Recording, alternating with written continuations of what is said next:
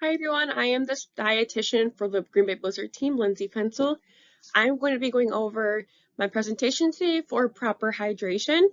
I will still be doing a presentation on the first Wednesday of this month, which will be in 2 days. And that presentation will be healthy meal planning and then healthfully using the vouchers that you guys have received. I did create a handout for you to utilize in the meantime. If you haven't gotten that handout yet, that's how to healthfully use the vouchers. Please ask your athletic trainer, Becky. But if you have found it, I hope it's been helpful for you. And let me know if you have any questions about it. Going into today, it's going to be all about hydration. And so the importance of proper hydration, a lot of reasons, right? So it improves duration until fatigue.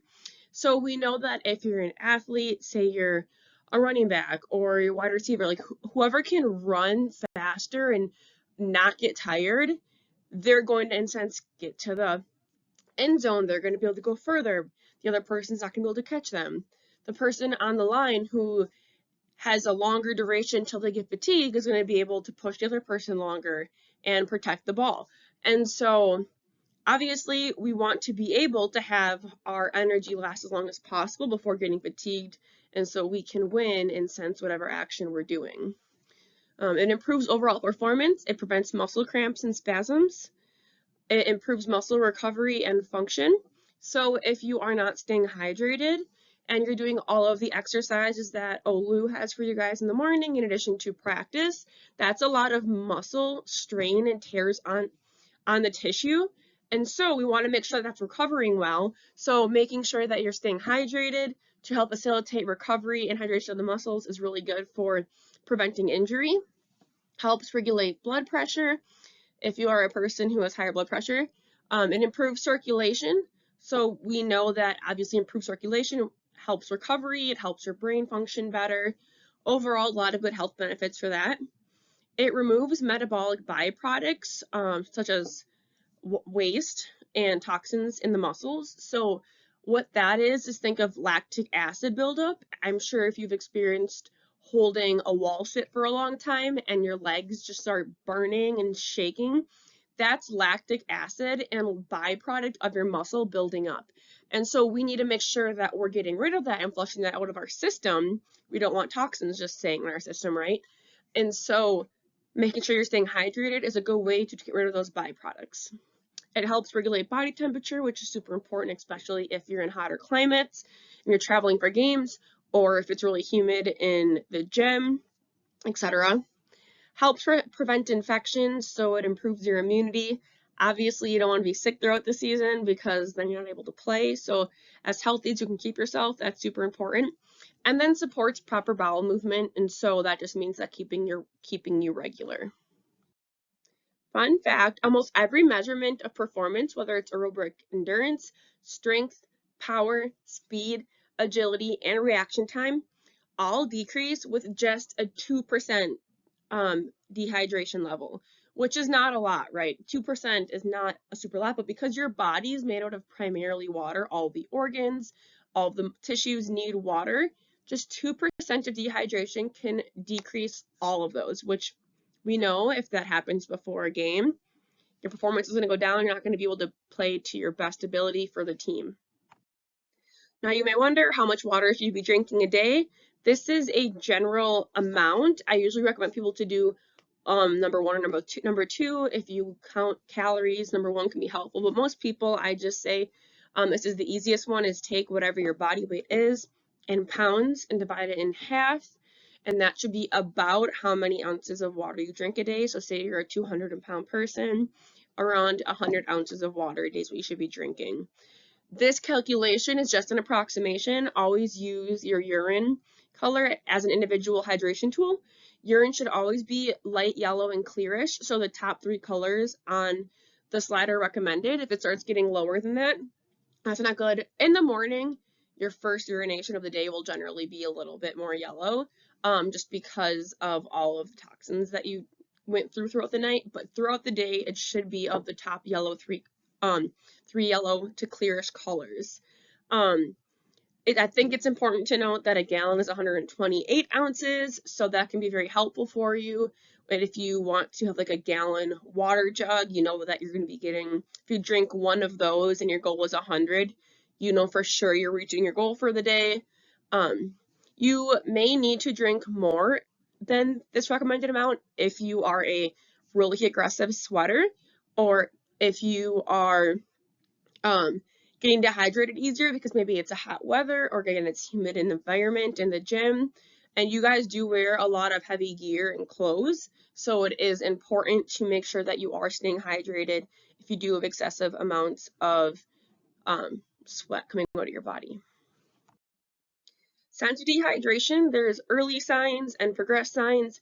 You don't really want to have any of these. If you get even the early signs, you're dehydrated. So you want to prevent dehydration, although these are the early signs that you should not let it get beyond this. So yellowish urine, which we know would be of the lower colors on the scale previously. Fatigue, decreased athletic performance, nausea, a headache, apathy, which is just kind of like you don't really have emotion, you're just kind of blah feeling, irritability, and then thirst. So if you feel thirsty, you're already dehydrated. Thirst is not a good indication of hydration level. So if you don't stop yourself at that point, which you should, you can then go into the progressed signs, which is dark urine, dry lips and mouth, decrease in reaction time, and alertness, which obviously we know as an athlete, that's not good if you're trying to catch, throw a ball, if you're trying to move around a person when you're running.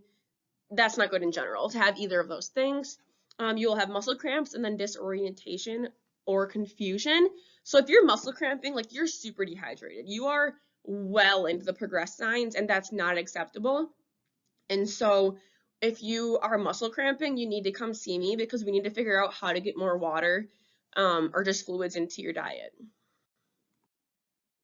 I don't think we'll get to this, especially because it's not super hot yet, but I just wanted you to be aware of heat exhaustion and heat stroke, the two different things. You can pause and read the picture.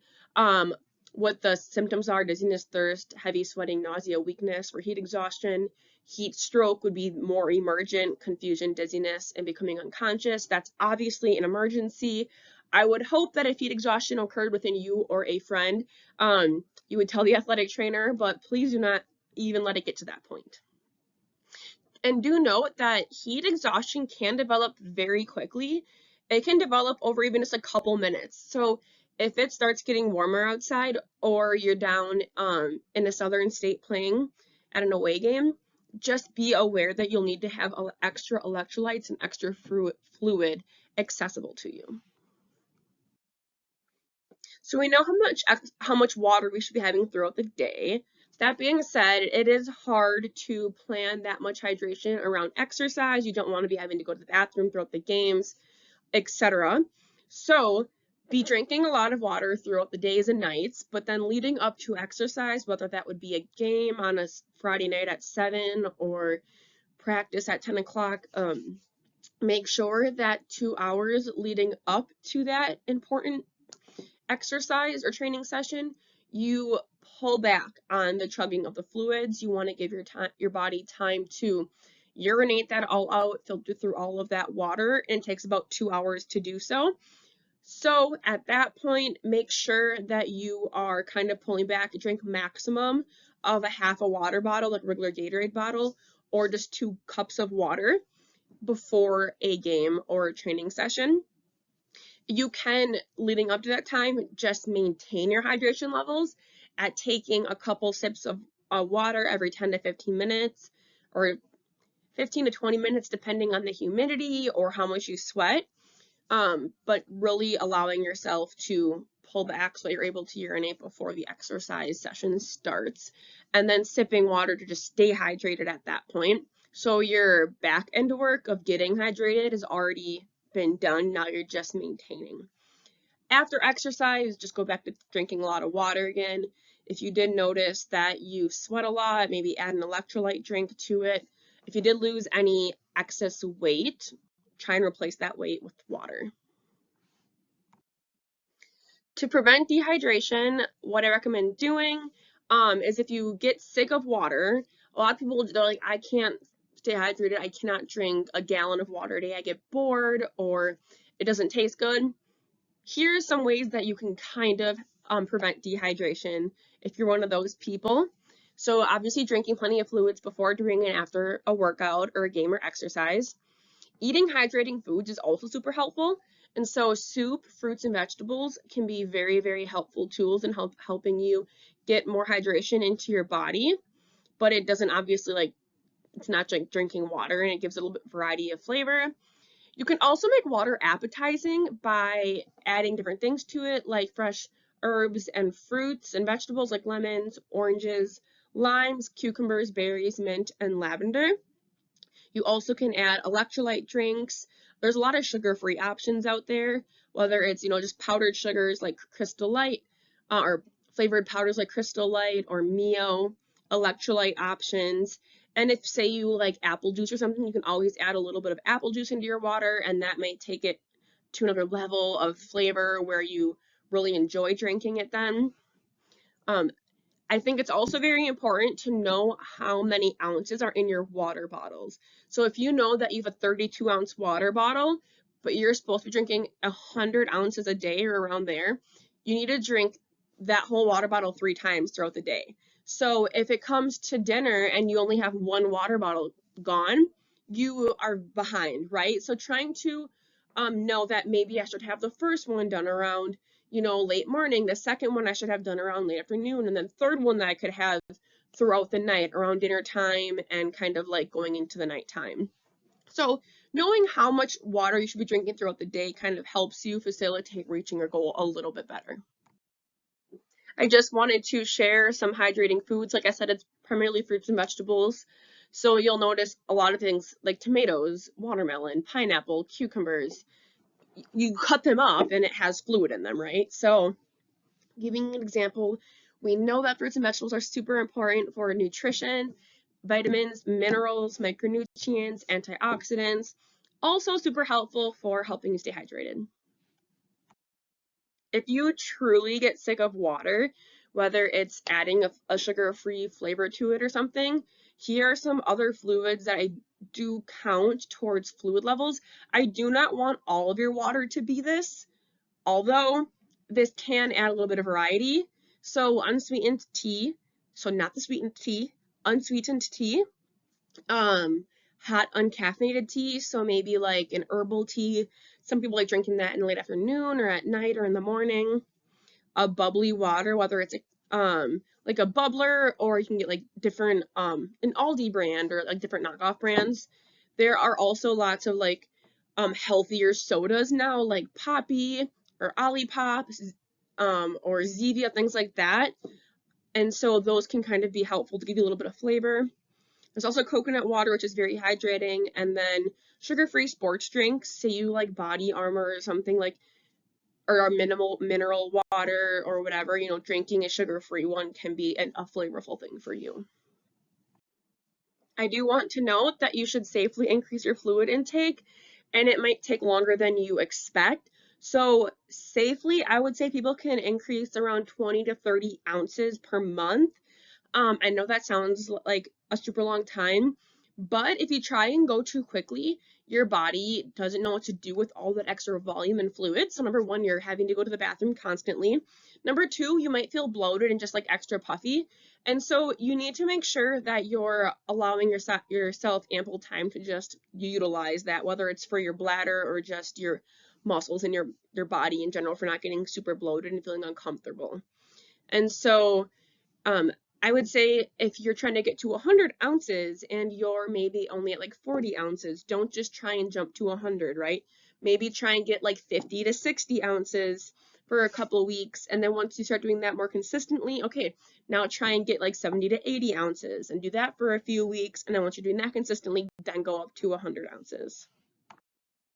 You may wonder, when should you add electrolytes? You don't need them every single day, but I do recommend leading up to a game, 48 hours leading up to that game, start drinking an electrolyte each day. And so say you have a game on Friday at 7 o'clock, you should have an electrolyte Friday and then Thursday. So really allowing your muscles to stay as hydrated as possible. During hot practices and games, obviously, when you're outside for long durations of time, if you're out exploring the cities, if you're in different cities that maybe are warmer than here, or once it comes to the end of the season and maybe you're out on a hike or there's a beach that's fairly close to here in Two Rivers, maybe you're doing that. Making sure that you're staying hydrated in those long bouts of humidity and heat. And then also, if you just start feeling early signs of dehydration, drinking electrolytes.